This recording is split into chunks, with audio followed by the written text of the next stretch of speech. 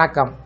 இந்த வீடியோவில் சற்று முன் அரசு ஊழியர்களுக்கு 31% முதல் 68% வரை சம்பள உயர்வு ஹாப்பி நியூஸ் சார்ந்து தகவல்கள் கிடைத்திருக்கிறது.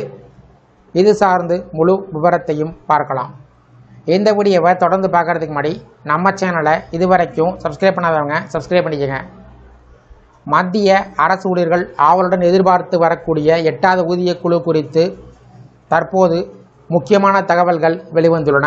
குறிப்பாக 31% முதல் 68% வரை சம்பள உயர்வு கிடைக்க வாய்ப்பு இருப்பதாக நிபுணர்களின் மதிப்பீடு ஊழியர்களிடம் பெரும் எதிர்பார்ப்பை ஏற்படுத்தியிருக்கிறது. இருப்பினும் இது இறுதியான முடிவு இல்லை என்பதையும் நினைவில் கொள்ள வேண்டும்.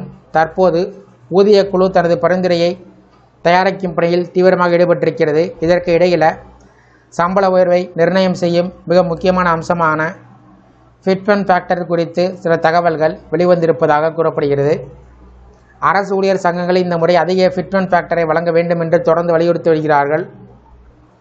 குறிப்பாக தேசிய கவுன்சில் கூட்டு ஆலோசனை குழு எனப்படும் NCJCM 3.83 என்ற ஃபிட்மென்ட் ஃபேக்டரை பரிந்துரைத்திருக்கிறது. ஆனால் பொருளாதார நிபுணர்கள் மற்றும் ஊதிய குழு தொடர்பான வட்டாரங்கள் 3.83 போன்ற உயர்ந்த அளவு ஏற்கப்படுவது சாத்தியமில்லை என்றும் நடைமுறையில் 2 முதல் 2.25 அல்லது அதிகபட்சமாக 2.57 வரை மட்டுமே நிர்ணயம் செய்யப்பட வாய்ப்பு இருப்பதாக கூறுகிறார்கள். இதனால் இறுதியாக எந்த அளவு ஃபிட்மென்ட் ஃபேக்டர் நிர்ணயம் செய்யப்படும் என்பது மிகப்பெரிய எதிர்பார்ப்பாக மாறியிருக்கிறது. ஃபிட்மென்ட் ஃபேக்டர் அதிகமாக இருந்தால் அடிப்படை ஊதியம் அதிகரிக்கும். ஒரு ஊழியரின் மாத சம்பளத்தில் அடிப்படை ஊதியத்துடன் சேர்த்து அகவிலைப்படி DA, வீட்டு வாடகைப்படி HRA மற்றும் பிற படிகளும் இடம்பெறுகிறது.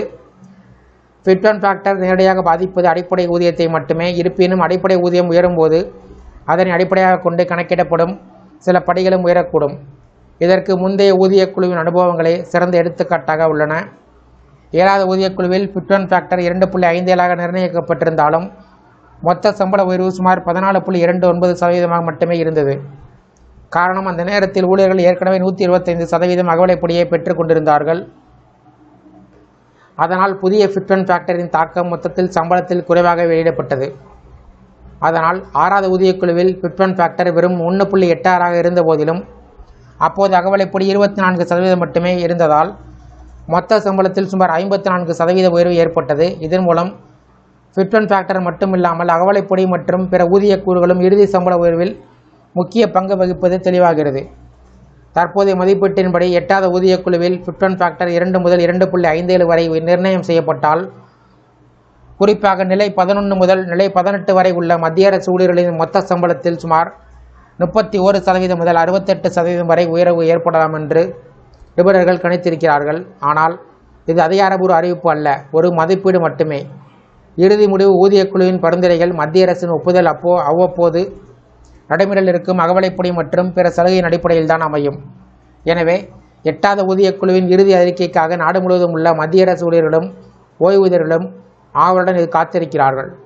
இந்த வீடியோ குறித்த உங்களுடைய கருத்துக்களை கமெண்ட் செக்ஷனில் கமெண்ட் பண்ணுங்கள். இந்த வீடியோ பிடிச்சிருந்தால் வீடியோக்கு ஒரு லைக் பண்ணுங்கள். இந்த வீடியோவை உங்களுடைய நண்பர்கள் மற்றும் உறவினர்களுக்கும் ஷேர் பண்ணுங்கள். நன்றி.